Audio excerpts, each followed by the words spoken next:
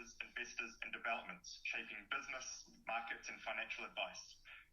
It is Monday, the 7th of March. Recently published lending data for January from the Reserve Bank shows a significant drop in mortgage activity, and this is adding additional weight to the worsening housing outlook. Recently printed monthly property sales in January have slumped to the lowest level since the global financial crisis. To help us navigate what exactly is happening in the housing market, I'm very pleased to welcome Chief Property Economist Kelvin Davidson, who stepped in for Nick Goodall, who has some sick kids at home. So Kelvin, a bit of a hospital pass this morning, given you were given about 2 minutes notice for this. But I think, as you said, this is data that's been coming in over the last week or so around what's going on. But I guess there's a whole theme change going on in the market since you were last on this call last year. You've got a presentation. It'd be wonderful to hear your thoughts, given a lot of people are thinking, is this the year that we finally see a decrease in property prices? So let's get into it, and looking forward to hear your thoughts. All right, no worries. Thanks for having me. So Monday and stuff first, I'll try to share my screen.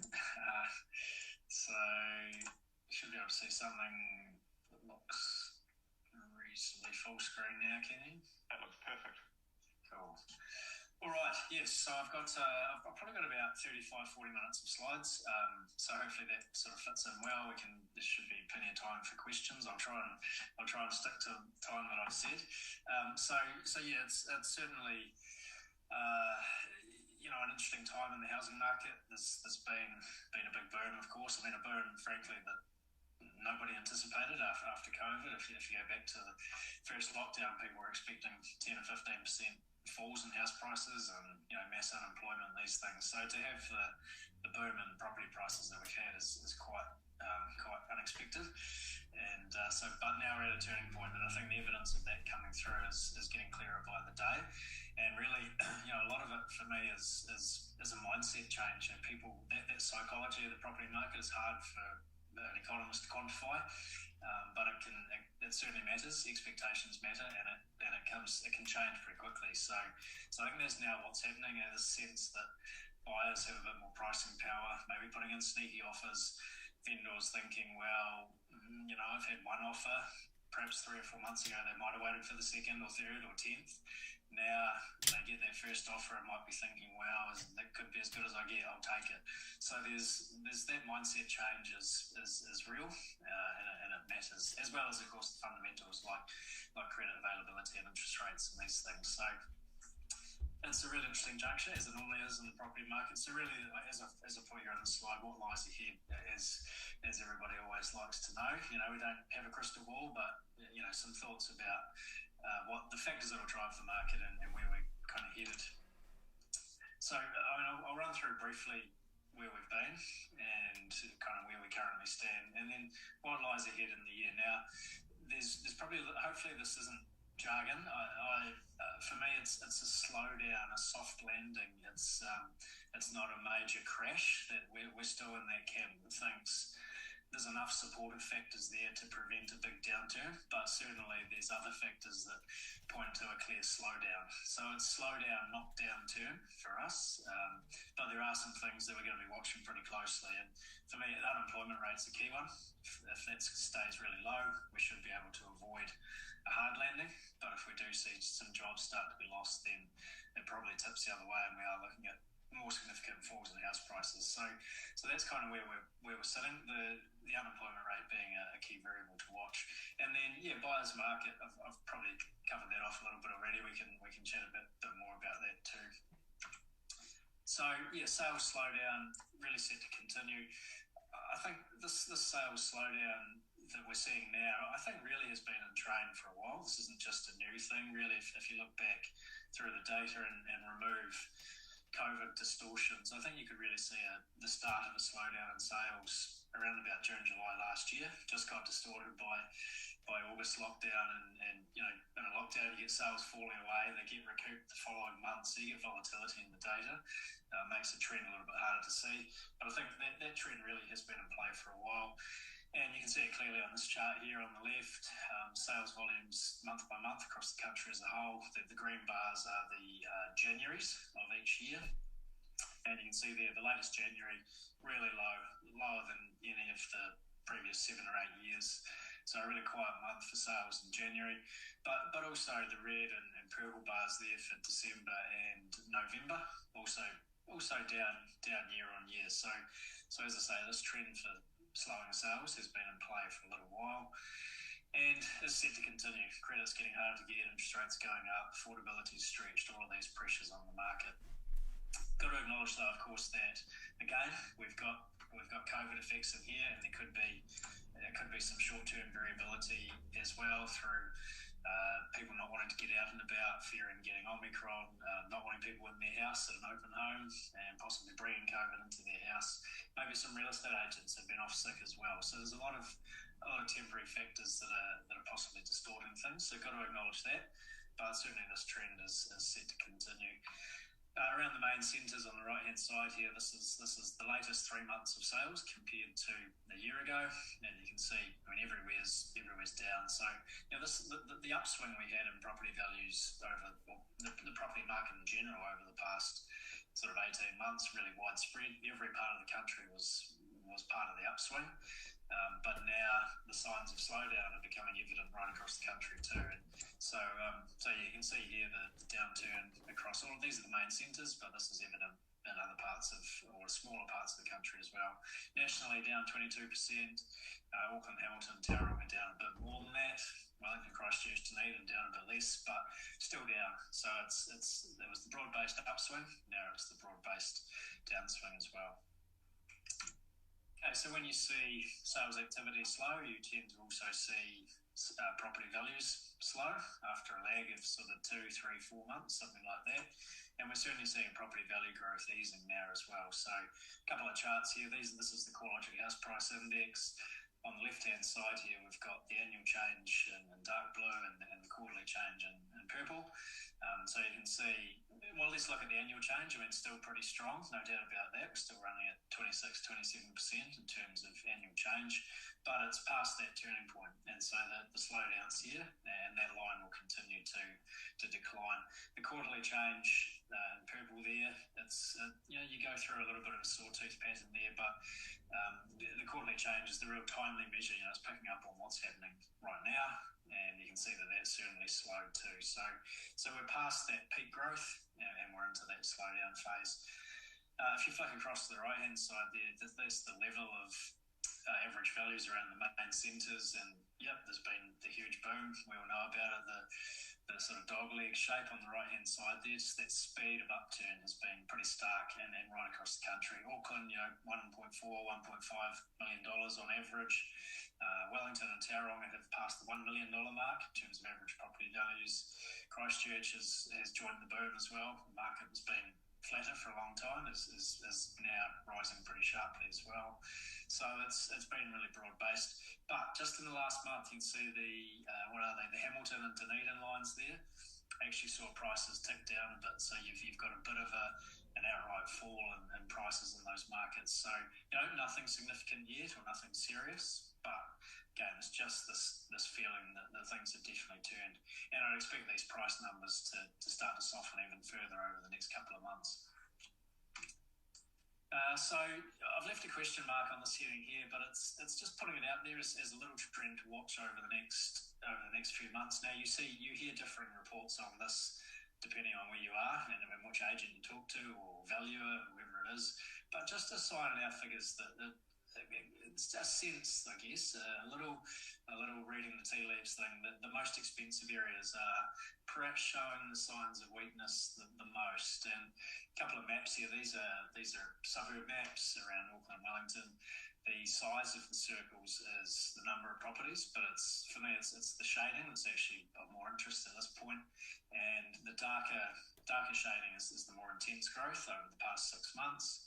And the redder or lighter shading is less growth over the past 6 months. So, if you sort of cast your eyeball over that Auckland map on the left-hand side, it's still a more intense tone of colouring to the south and to the west, so a bit more growth in house prices still to the south and west.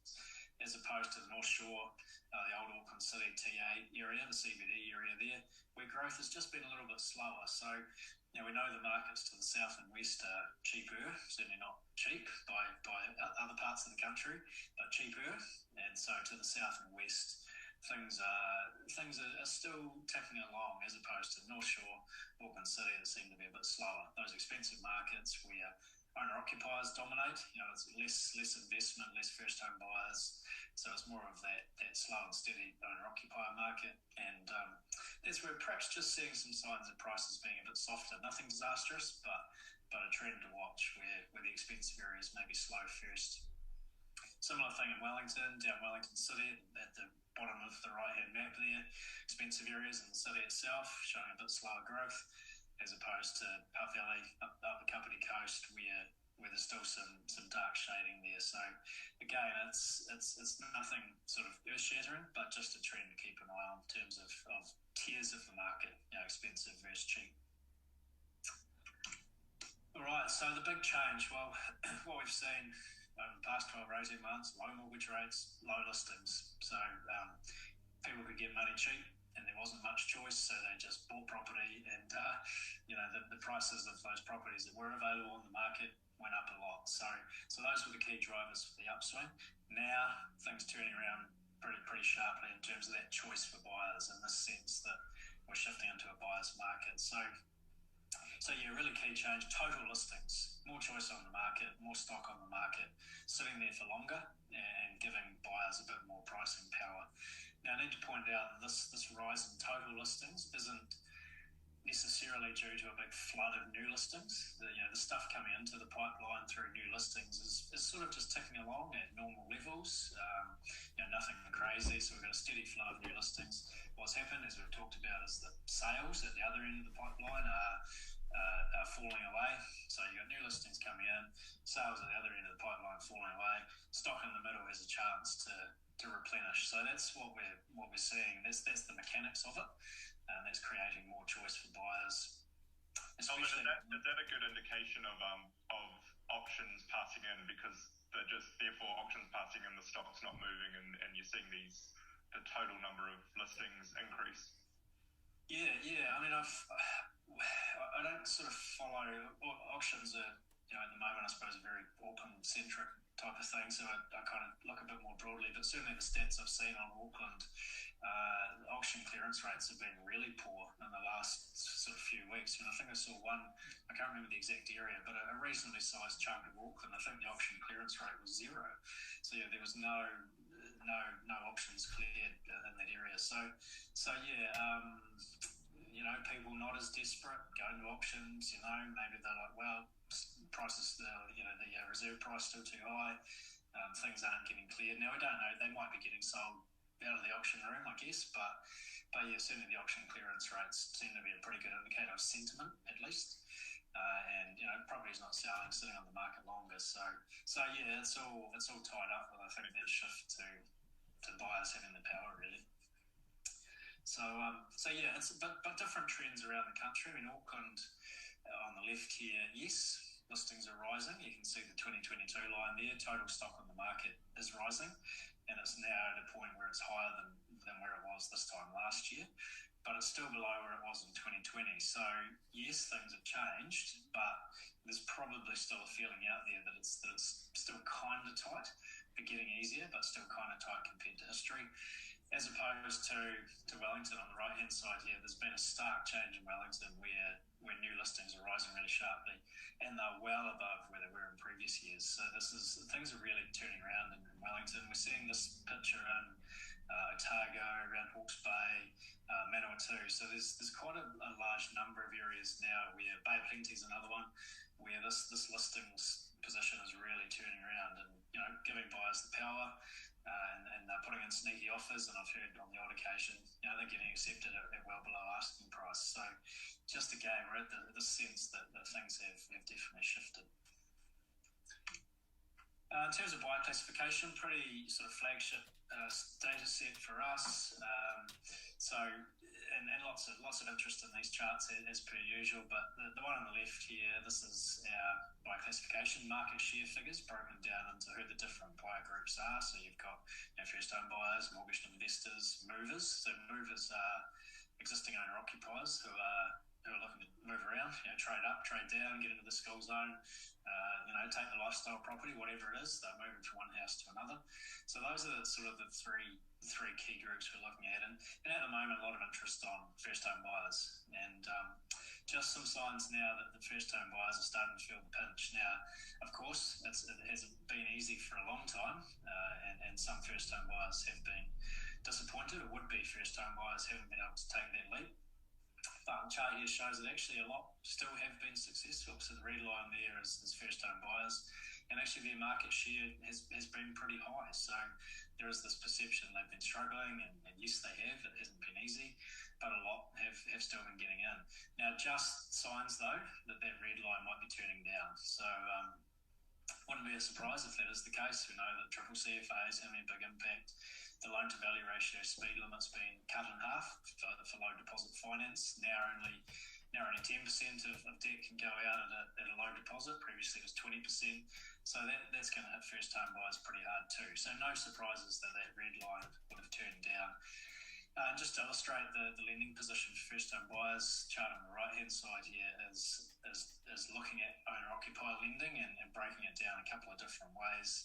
The purple line is of all high LVR owner-occupier lending across all owner-occupiers, how much has been going to first-home buyers. So you can see that number's 70-80%. So basically of that low deposit allowance that the banks have, pretty much all of it's been going to first-home buyers. So they've monopolised that low deposit allowance.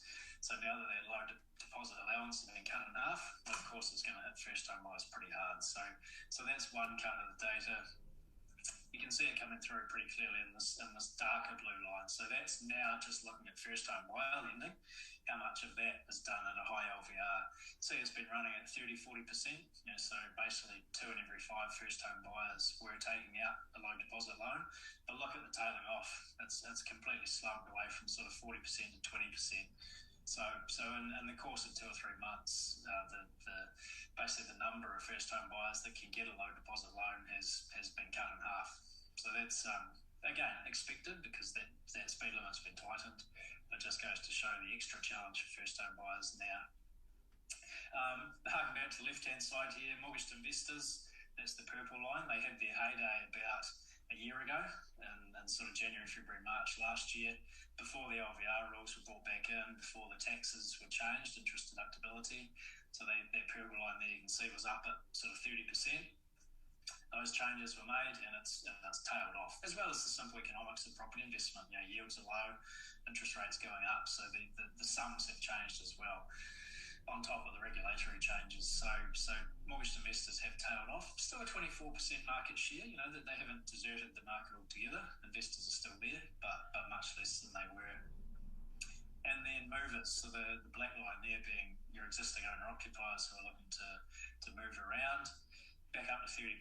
This is a trend we've been anticipating because for a while now, movers have been pretty quiet, stuck where they are due to lack of choice. No listings on the market. They were sitting tight, but couldn't find that ideal next property. So thought, well, I'm going to stay where I am and might renovate rather than relocate. But now, with more listings coming onto the market, have been anticipating that line rising again, and now we're starting to see that. So a trend to watch this year too is movers potentially being a bit more active. And I suppose highlighting the gap between debt and equity. So you think movers are still using debt in a lot of cases as well, but they've got a bit more equity behind them in this market where credit is becoming tighter. People with equity don't need to worry about mortgages so much, should have greater access to the market versus debt-based buyers, first-home buyers, investors. So maybe that wedge driven between those two groups and a bit of a theme for this year.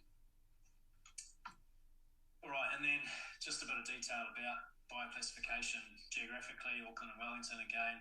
Now, these charts are a bit volatile, a bit up and down, but I think the trends are similar. So first-time buyers starting to feel the pinch in Auckland and Wellington. Mortgage investors were active, now a bit quieter, and movers starting to show a bit more activity. Apart from in Wellington, so the movers line on that Wellington chart is still really low. So that's probably the one exception to the rule. But generally, across the market, we're seeing people with a bit more equity being able to trade a bit more, and those relying on debt finding it a bit harder. In this market, we credit. Okay, so that's sort of where we've been and where we're at. I'm going for time. Yeah, not too bad. So now it's the factors for the slowdown, and really I've probably been alluding to these throughout the presentation, to be honest, and focusing again on that word slowdown. So it's still for us a slowdown or a soft landing as opposed to a crash. So what are the factors? Well, there's no surprises in here. I expect most people would be able to list 3 or 4 themselves, but affordability is poor. It's been this way for a while, and now we're starting to see the impact of interest rates really showing through as well. Affordability isn't just a first-time buyer problem anymore. I think it's actually a problem right across the market. And so a couple of key measures we look at on the left-hand side here, this chart, years to save a deposit. So that's really relevant for first-home buyers. 12 years now on average to save that deposit, much higher than it's been at previous cyclical peaks. So yeah, we're a bit of a stretch now for first-home buyers to save that deposit. So affordability really, really poor for them. But also, if you switch to the blue line, share of income required for repayments. So that's where somebody's already got the deposit, they bought a house, they're paying their mortgage. And up until recently, it was comfortable. That blue line, if you look back a year ago, was down at about 30%. So fairly low by past standards. Mortgage rates were low. Servicing the mortgage wasn't that much of a challenge in most cases. Now look where it's gone. We're back up to 50% already with the combination of high house prices, but sharply rising mortgage rates. So we've seen this turn around really quickly, and affordability now a problem for people already in the market as well. Maybe they're looking to trade up and finding that debt isn't as readily available, or it's more expensive. So it's become broader than a first-home buyer issue. Calvin, would that be based on, say, the 2-year mortgage rate or the floating? How do you measure that in terms of perhaps what more pain we've got to come in terms of share of income paying off your repayments? Yeah. So we use the just standard 2-year fixed rate in here. We assume an 80% LVR, take the standard 2-year fixed rate based on the average house price. So again, it's I think when it comes to housing affordability, you've got to look at, it's not okay, the levels are important, but it's more the trends, and it's where these things lie relative to history and where they lie relative to other centres. So affordability, it's really hard to look at housing affordability and say, well, it's affordable or it's not affordable. That binary thing is, or the absolute level is not an easy thing to talk about. It has to be a relative. Housing affordability is all relative. But yeah, so 2-year fixed rate, and I've got a chart coming up on sort of some thoughts about that. I expect that this blue line will rise even further as we see mortgage rates go up, so things are going to get tougher. And it's an interesting comparison. If you look at where we are now, about 50% of gross average household income required to service a mortgage. It's pretty much back to where it was pre-GFC. But pre-GFC, interest rates themselves were 9 or 10%. Now we've got interest rates half that level, yet affordability is as bad as it was then. So it just goes to show how much house prices have risen and the challenge that people are facing. And I guess that's your point around employment. If you see employment stay strong, then it's not as much of a worry, but with higher share of income to afford repayments, and then people start losing jobs, that's where your sort of views will change from a slowdown to perhaps a downturn. Yeah, for sure. That's why I've just got such a close eye on the unemployment rate, because I think that's the key thing around, say, mortgage servicing. People have been tested. Remember those serviceability rates? People have been tested at higher mortgage rates. So I don't think the increase in mortgage rates in the market so far need be a disaster. People have been tested at much higher rates, and as long as they keep the job, we'll find ways to keep paying the mortgage. So I don't think this on its own is a disaster, but if people start losing jobs, that's where things start to turn. And so really key indicator to keep an eye on there. I think it's slightly concerning, well, not probably more than slightly concerning. We've seen consumer confidence really weak, business confidence really weak. Now, could just be a temporary thing in response to Omicron and the uncertainty about that. But the longer business confidence stays soft, the greater the chance of unemployment actually starting to rise, which could tip the balance of the housing market. So unemployment for me is a really key one to keep an eye on for sure.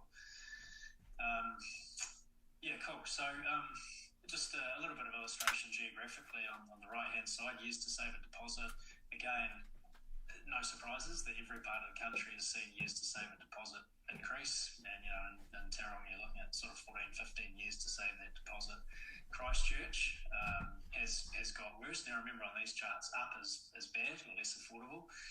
So Christchurch has been getting worse. But this is where that relative point comes in as well, is that if you look across those main centres, Christchurch is still more affordable than the others. So yes, it's got less affordable in its own right, but still more affordable than other parts of the country. So that's a little interesting comparison to keep an eye on. And, thinking about it from an investment perspective, the flip side, so this is sort of more an owner-occupier type indicator, years to save that deposit. The flip side of this type of thing for an investor is that it's the yield picture. So we know that yields have fallen across the country, but the flip side of this chart would suggest that, yes, yields have fallen in Christchurch too, but they're still going to be higher than other parts of the country. So that's I suppose, the investment side of it. And, if you're looking for simply a gross yield, Christchurch will still be better than other parts of the country. Cool. So, and mortgage rates rising. So we know there's been a bit of a quiet patch, I guess, for mortgage rates lately. We saw the big increases last year. There hasn't been as much change in the past sort of 3 or 4 months. We know we had the OCR increase. Was it last week? Could have been the week before. So now we could start to see some renewed pressure on mortgage rates coming through. I think there have been some changes already. But there's more to come. I don't think the mortgage rate increases are finished, even though there has been a quiet period. I think there's more to come. So just a little bit of illustration around that. Chart on the left, the 2-year fixed rate that we use, it's sort of a fairly benchmark rate. Now, it's interesting here that a lot of those, so we know that the official cash rate is going to keep increasing, but there is this sense that a lot of it's already been priced in to use the jargon. So on the left-hand side of that dotted line, on the left-hand chart, that's what's already happened. So the cash rate's gone up 0.75%, but mortgage rate's up sort of 1.2%. So some of that future has been pulled forward and been priced in now. Mortgage rates have already been pushed up faster than the official cash rate. However, there's still potentially about 2.25 percentage points to go on the official cash rate. So there's a steady series of official cash rate increases still coming. So that will, I think, put renewed upwards pressure on mortgage rates. But the pass-through, because we've already seen quite a strong pass-through in future could be smaller. So, potentially we're looking at sort of another 1.5 percentage points onto mortgage rates. So, in some senses, cold comfort because it is mortgage rates still going up, but at least it might be smaller and or slower than what we'll see in the official cash rate.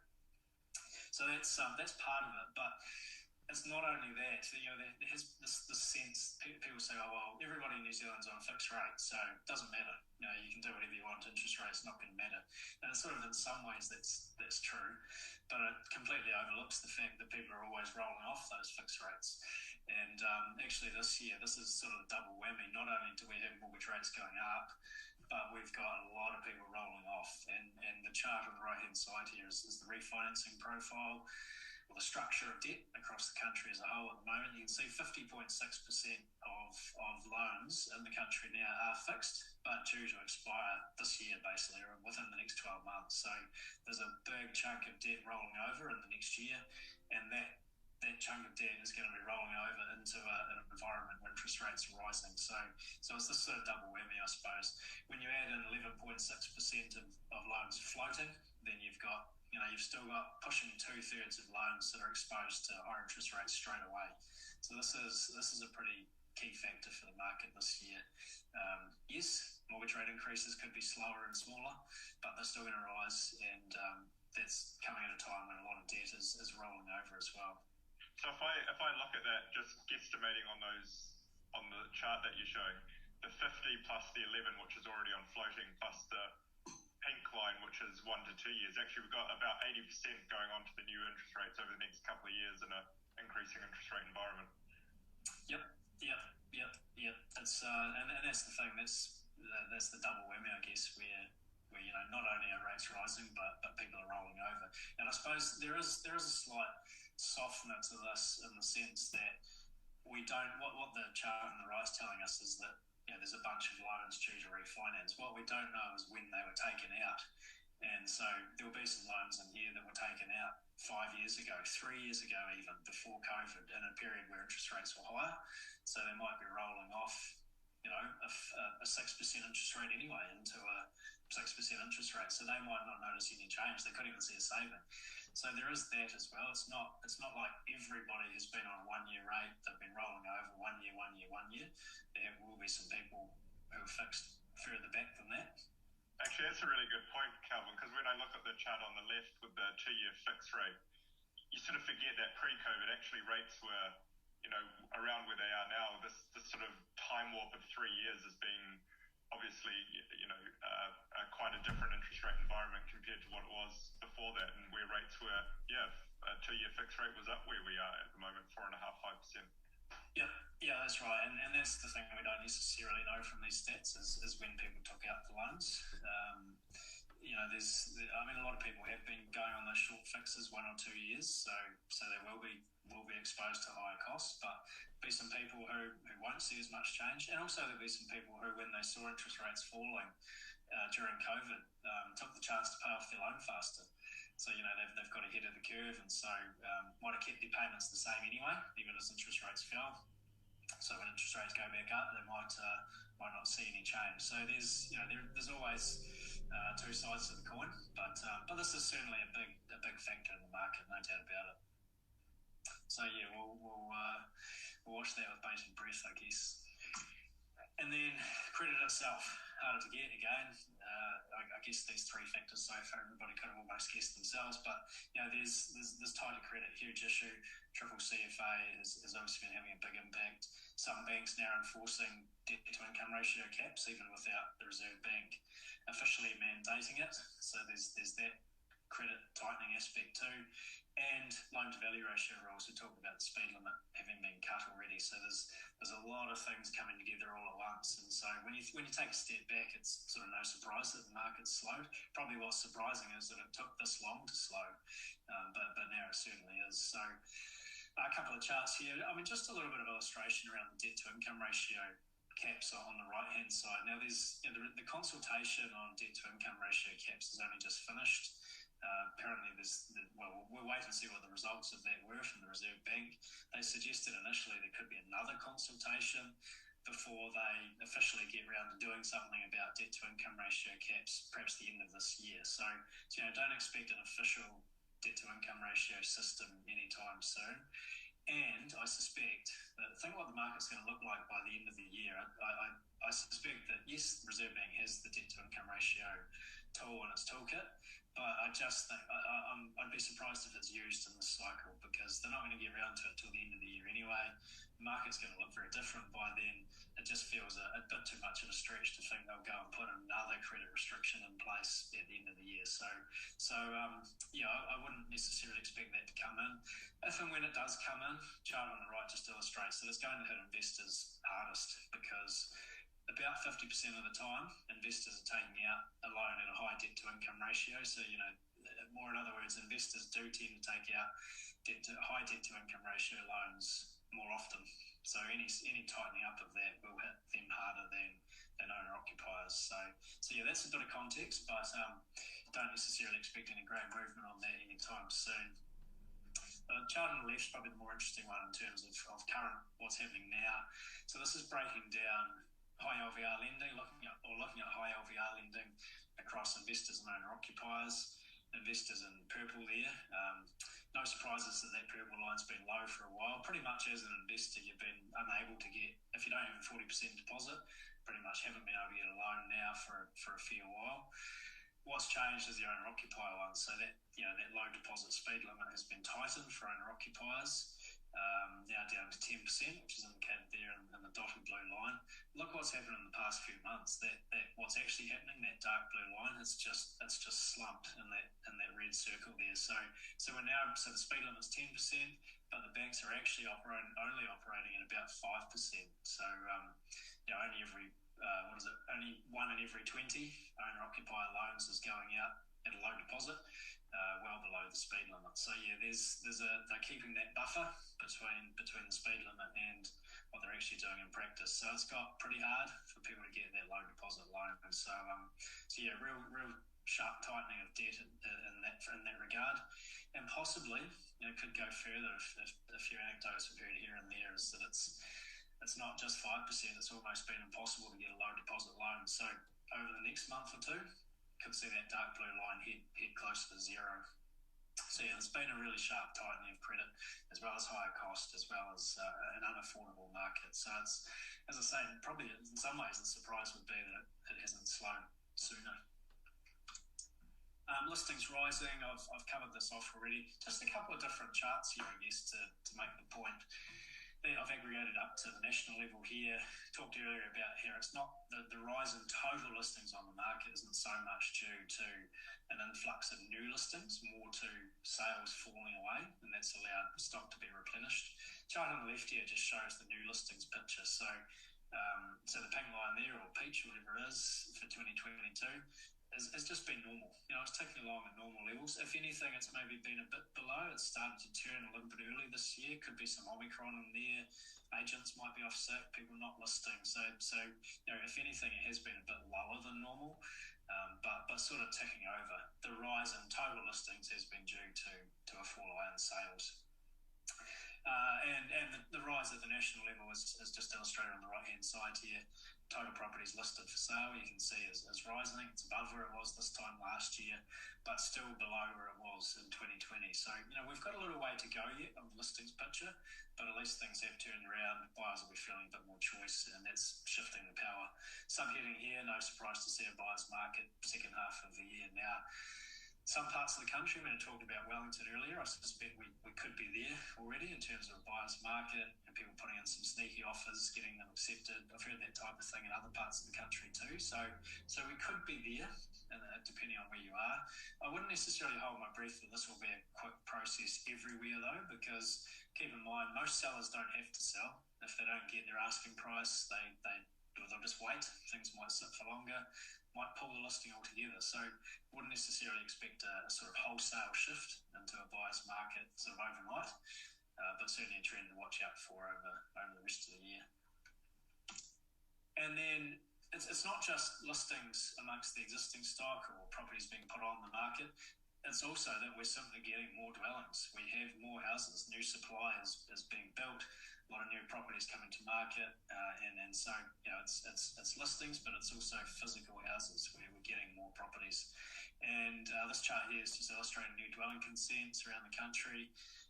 High profile in the media again is new dwelling consents. Has been that way for a while.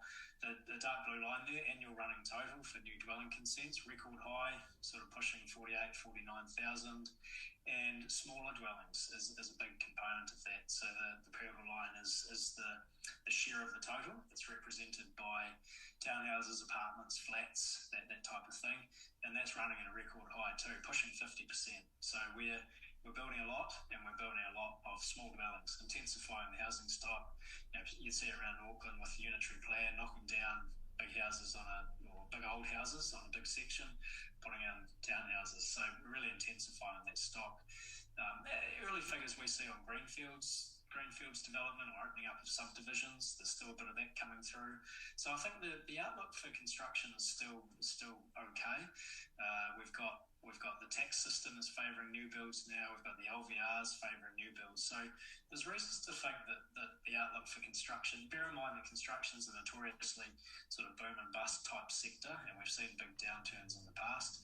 I suspect that these rule changes perhaps put a little bit of a excuse the pun, but a bit of a floor or a foundation under the construction sector from here on, and perhaps higher than where it used to be in the past. However, big elephant in the room, costs. We know construction costs are up massively. I suspect we're pretty much right at the point now where householders are starting to get turned off the new build path, thinking, oh, that's too expensive, or it's too much hassle, I don't want to wait for materials, or the bank's not giving them the finance in the first place. So just some signs we're at that turning point now. And I expect these new dwelling consent numbers to start to tail off simply as people decide not to build a house. However, I think we'll still get a lot of new supply. Think about how many consents have already been approved. There's so much in the pipeline that we're still going to get a lot of these new houses. It's just that once this current bulge is worked through, there could be less activity after that as consents tail off. All right, and then not a major downturn. So hopefully, again, this isn't semantics, but for us, it's slow down, not downturn. And really, we've probably covered off these things already in the general discussion. For me, the economy is still okay. There's some resilience there. Most people are in work. The unemployment rate's low, a record low, in fact. And so with unemployment low, and as I talked about earlier, with those serviceability tests in play, people, sure, they might be paying 5%, but they've been tested at 6.5 or 7. So as long as unemployment stays low, I think people will adjust, and we should be able to avoid a real sort of major downturn. Also keep in mind around that supply situation, which I've annotated down the right-hand side here, bear in mind that we needed all these new houses. We started from a point where we were short of housing, so we needed a lot to be built. And also, dwelling consents are one thing, but we're also knocking a lot down. So really what matters is the net change in housing stock, and that's changing less than dwelling consents would tell you. So, we're knocking down houses. Yes, we're building a lot, but we're losing some as well. So the net change in housing stock is smaller than what dwelling consents would tell you. So that's sort of a reason to be a little bit more optimistic about the house price outlook as well. So that's where we're at. I think we're doing okay for time. Yeah, for me, it's so slow down, not downturn, at the risk of being on about it too much. But for me, the fundamentals, I guess, are sort of balanced. If you think on one hand you've got higher mortgage rates, you've got tighter credit, you've got stretched affordability, those are sort of negatives. But then on the other hand, you've got low unemployment and the serviceability rates are there. So for me, they're kind of balanced. And unfortunately, as an economist, I like to quantify things. I think what might start to become important is the psychology of it, the expectations and the mindset. And I can't quantify that, and it can turn quickly. And I think that could start to become a really crucial factor is what people think is going to happen. And that could be the thing that actually produces a downturn, even if the fundamentals are still there. You imagine headlines start to come through of a few job losses here and there that can snowball and changes people's mindset. So those two things joined together, I guess, are the things I'll be watching. What's actually happening to unemployment and how people are sort of reacting and perceiving it. So I can quantify the unemployment rate, but not the psychology of it. So unfortunately, that's the one that we have to apply a bit of art rather than science. But all the things down the left-hand side here, I will have covered off. Credit's hard, listings are changing.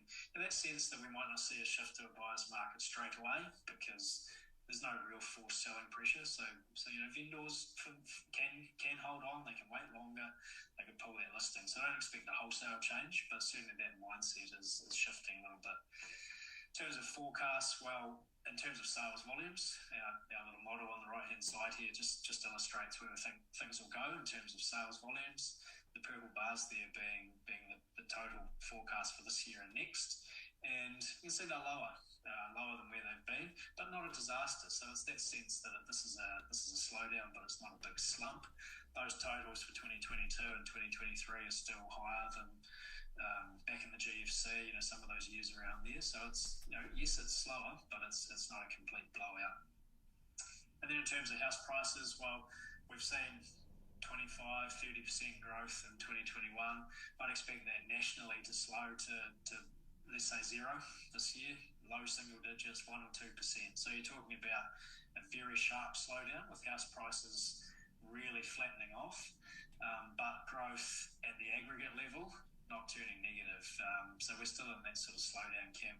Got to acknowledge there's some economists out there at the banks now predicting house price falls, 5%, 6%, that type of thing. If you take a step back, you'd probably almost call that a soft landing too. Think of how big the gains have been, and if house prices even fell 5%, you're only really reversing a few months of growth. You're only getting back to where we were middle of last year, or even say September, October last year. So it's pretty small. So I think really, if you take a step back, most people are still anticipating a reasonably soft landing. That's at the national level. I would just point out that obviously an average, let's say the average house price growth goes to zero this year. That means some will be above, some will be below. So not saying everywhere will avoid falls. Some will actually see continued growth. But some will see falls. And I suspect areas that are vulnerable are probably your smaller areas. Thinking here around the central and lower North Island in particular, some of those smaller TAs, Ruapehu, Tararua, these are areas that have seen massive growth, sometimes without population to back it up. Perhaps they've seen a huge influx of investors that now could be vulnerable to a few sales. So, if anywhere is, not saying anywhere is a disaster, not saying anywhere is safe either. There's always a spectrum. And if you're trying to think about areas that could be vulnerable, I'd be thinking about those smaller provincial areas as opposed to the big centres that, yes, have some challenges, of course, but are perhaps better positioned than those smaller provincial areas. So yeah, at the aggregate level, kind of expecting things to flatten out, but there'll still be some markets going up and some going down. So yeah, just I suppose those ones that are vulnerable, it's a case of a bit more research and a bit more due diligence. And that's it from me. So I don't know if we have some questions or comments or. Calvin, that's a fantastic overview, and I think it really emphasises some of the risks there, but also that it's not a complete disaster when some of perhaps the media are speculating, which they're always good at doing around what's going on in the housing market. Given when push comes to shove, there's still a huge demand versus the available supply. And as you say, each area is different, but it's in the end, supply demand wins out when there's population that needs housing, and there is building, but there's a lot of demolition, like you said as well, and interest rates are only going back to where they were perhaps a couple of years ago. So it's some I guess comfort in that, but it's also we have to rely on what's going on in the economy that will be the real driver, and that's unemployment. When it goes back to that Bill Clinton, that's the economy stupid, and I guess that's what the message is. Yeah, for sure. I mean, and don't get me wrong. I mean, I think there's we are looking at definitely a different market. This is a market that has some vulnerabilities. There's rising interest rates. There's that refinancing profile. Affordability is stretched. So yeah, there's definitely some challenges. And like I say, I wouldn't rule out house price falls in some parts of the country. But yeah, there's with unemployment low. If you look back through time, we've only in the past say 20, 30 years, we've only had really 2 or 3 what you'd call downturns, I suppose, in the housing market. Run around the GFC, around the Asian financial crisis, and then you got to go back to the kind of early 90s to sort of a little bit before my time. But I think that government restructuring, fiscal restraint, I think the mother of all budgets back then. So there was sort of these major kind of economic events. You need something pretty big to really get house prices to fall. Even then, the biggest fall we've had was around the GFC, and that was, I think, 10% from peak to trough. So, and then you put that into the context of where we've come from. Think about something as significant as the GFC. We still only saw house prices fall 10%. Put that into the context of where we are now. I mean, that might get us back to the levels of mid last year, something like that. So, this isn't a complete blowout. I think even at 10%, it would still be a sort of soft landing, and also because people have, most people, even if you've been able to get in with less than a 20% deposit, you've still probably been unlikely to get in with less than 10%. So you'd say that even the most recent borrowers will have at least 10% equity in their homes. So if house prices go down 10%, sure, not great for them, but they still should be more or less on a par at worst.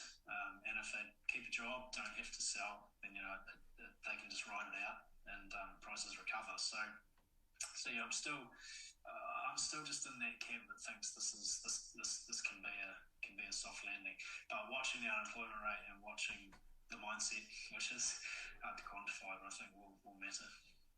On that note, Calvin, really appreciate your comments and thoughts this morning. Thanks so much for taking us through that. And perhaps in a quarter or so's time, we'll have a bit more data of what's actually going on, where you can tell us if your gut feeling was right or not. But the data certainly suggests what you're saying now makes sense. So thanks so much for your thoughts. No worries. So do you want to? I could flick in slides. Do you want to circulate them around? Is that a? That would be fantastic. Yeah, we'll circulate the slides to everybody on the Monday call this morning. Thanks so much. Okay. No worries. All the best. Okay. Have a great week. Okay. See you later.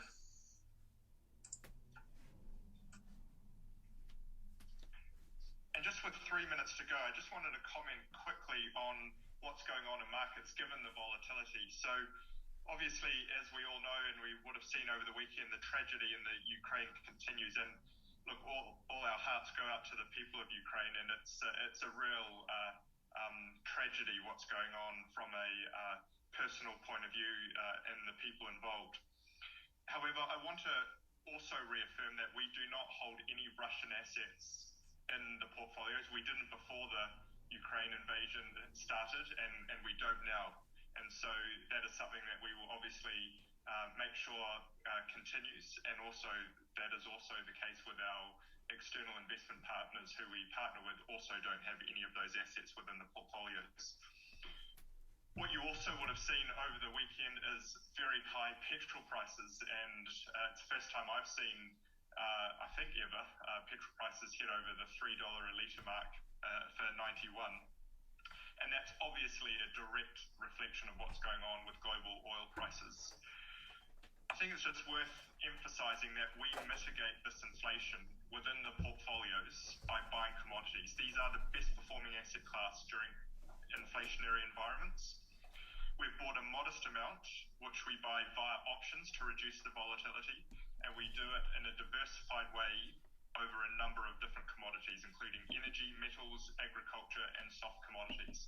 And this really is the driver of what's going on within the portfolios at the moment, especially across the inflation and growth portfolios, where you're seeing some capital stability as share prices are remaining incredibly volatile, but commodity prices are obviously tracking up.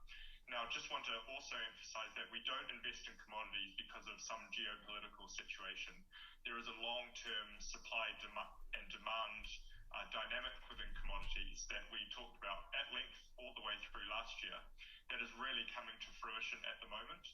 It does also help hedge the portfolios somewhat when you go through these events like what's going on in the Ukraine and difficulties around oil exports and higher oil prices within the portfolios over a number of years. And we see the benefits of being able to invest in a number of commodities across the spectrum being really beneficial in terms of the ability to generate returns even in a volatile share market. So that's the most important thing we wanted to pass on at the moment. We've also this month got the Federal Reserve talking about interest rates. They're likely to increase interest rates in the US, but there is discussion that perhaps it's not going to be to the extent as they perhaps were once going to, given what's going on in global events. But with an inflation rate at the height of where we've seen for some time, we do think interest rates in the US are going to continue to increase. And what does this mean for share markets and bond markets? Well, that puts at least share markets under considerable pressure. If you've got geopolitical events, you've got rising interest rates, you've got consumers who have rising mortgages and rising costs, including petrol prices. It really starts to put a little bit of pressure on what's going on in the economy into the second half of the year in the US, but also that does reflect on the global economy. And so that's why what we talked about in the Monday call last week with being conscious of this rising inflation, rising interest rates, but also volatility in share markets as the economy goes through some ructions to reflect what's going on. And so that's how we reflect those thoughts in the portfolio by being able to buy these other asset classes and not just be at the mercy of what the share market does. On that note, I hope you enjoyed the update from in the property sector. That certainly is going to have an effect on the consumer in New Zealand, and again, that's why we make sure that we are invested globally and not just reliant on one single market. Any questions or thoughts that you have following these Monday calls, do get in touch. Otherwise, look forward to speaking